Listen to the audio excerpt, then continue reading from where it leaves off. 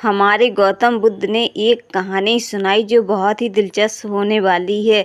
दोस्तों, सबसे पहले हमारे चैनल को लाइक और सब्सक्राइब करें और प्लीज़ पूरी कहानी को एंड तक ज़रूर देखें। दोस्तों, हमारे गौतम बुद्ध ने एक राजा की कहानी सुनाई। एक राजा था जो पूरी प्रजा पर राज करता था, लेकिन उसके सपने में आकर स्वयं भोलेनाथ ने राजा से कहा, राजा, सबसे पहले सुबह उठकर मेरा मंदिर दूध से भर जाना चाहिए। अगर ऐसा नहीं हुआ तो मैं तुम्हें कड़ी से कड़ी सज़ा दूंगा और इस राज्य से दफ़ा कर दूंगा। भोले बाबा की बात सुनकर राजा बहुत घबरा जाता है और सो नहीं पाता है। रात को जैसे ही सुबह उठती है तो राजा अपनी प्रजा को सबसे पहले ये ऑर्डर देता है और कहने लगता है, जिस जिस घर में दूध हो वो सबसे पहले मेरा ऑर्डर फॉलो करे और शिव जी के मंदिर पर जितना सारा दूध जिसके घर में निकलता हो वो जाकर शिव जी के मंदिर में अर्पित कर दे। और राजा की बात सुनकर पूरी जनता यानी पूरा गांव शिव जी के मंदिर पर अपना अपना दूध लेकर चले जाते हैं और सब अपना दूध अर्पित वहां पर कर देते हैं।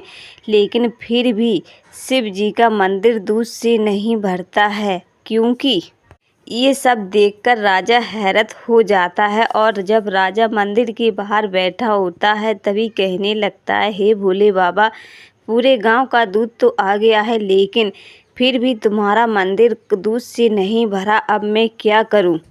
लेकिन जब राजा को एक बात पता चली तो उस बात से राजा बहुत क्रोधित हो जाते हैं, क्योंकि एक सैनिक ने राजा को आकर बताया, राजा जी, एक बूढ़ी औरत है जो अभी तक अपना दूध लेकर घर से यहाँ मंदिर नहीं आई। उसकी बात सुनकर राजा बहुत क्रोधित हो जाते हैं।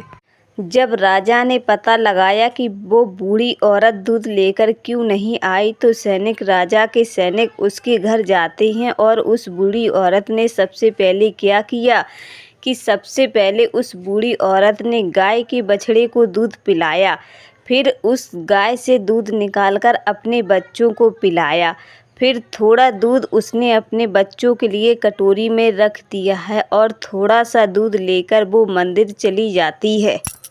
जैसे ही राजा उस बूढ़ी औरत को दूध में थोड़ा सा दूध लेकर जब वो कटोरी में आती है, उसे देखकर राजा बहुत क्रोधित हो जाते हैं और उस बूढ़ी औरत से पूछने लगते हैं, क्यों, तुम्हारे घर में दो दो गाय थी, फिर तुम इतना कम दूध इस कटोरी में लेकर क्यों आई?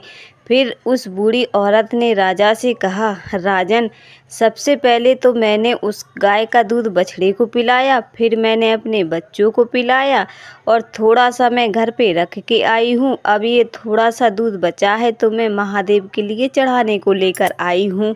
उस बूढ़ी औरत की बात सुनकर राजा बहुत क्रोधित हो जाते हैं और उस औरत को डांटने लगते हैं। फिर राजन कहने लगते हैं कि तुम्हें बहुत बड़ी सज़ा मिलेगी। तुम्हें पता नहीं था मैंने क्या कहा था? अगर जिसने अपना दूध घर में एक बूंद भी रखा तो मैं उसे कड़ी से कड़ी सज़ा दूंगा, लेकिन तुमने मेरी आज्ञा का पालन नहीं किया है। तो वो बूढ़ी औरत राजा से कहने लगती है, हे राजन, मैं आपकी सज़ा भुगतने के लिए तैयार हूँ।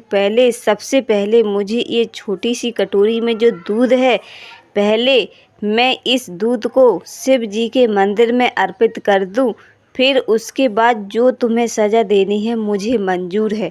तो राजा उसकी बात सुनकर कहने लगता है, ठीक है, तुम पहले दूध चढ़ा दो, फिर मैं तुम्हारी सज़ा तय करता हूँ।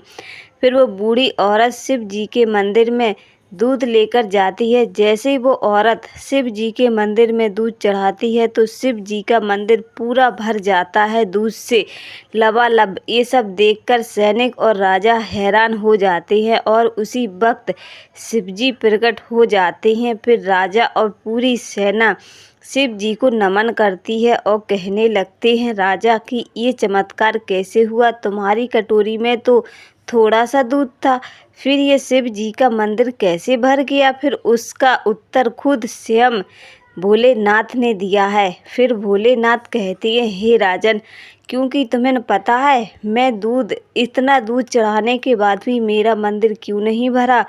क्योंकि इस औरत ने अपने सबसे पहले उस बच्चे को दूध पिलाया जो उसकी माँ दूध देती थी, क्योंकि सबसे पहले उसने उसका पेट भरा, फिर अपने बच्चों का पेट भरा, फिर जाके थोड़ा सा उसने अपने घर में रखा है ताकि किसी को दिक्कत ना हो, भूखे ना रहें।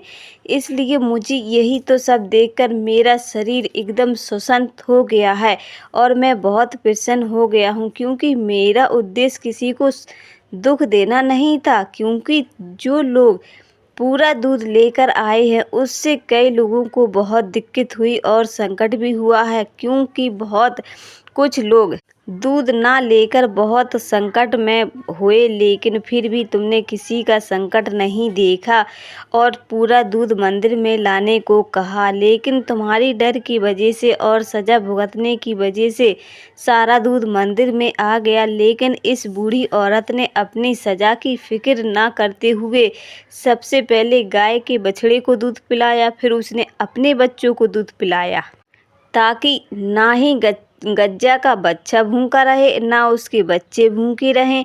यही तो सब देखकर मेरा मन एकदम प्रसन्न हो गया है और मेरा पूरा मंदिर दूध से लबालब भर गया है, क्योंकि मैं इसी बात से तो परेशान हूँ, यानी प्रसन्न हो जाता हूँ कि मेरी बात से कोई दुखी ना हो। क्योंकि राजा तुमने सबसे दूध मंगाया, लेकिन मुझे इस बात से बहुत कष्ट हुआ है, लेकिन जो बूढ़ी औरत ने किया उससे मेरा मन बहुत प्रसन्न हो गया।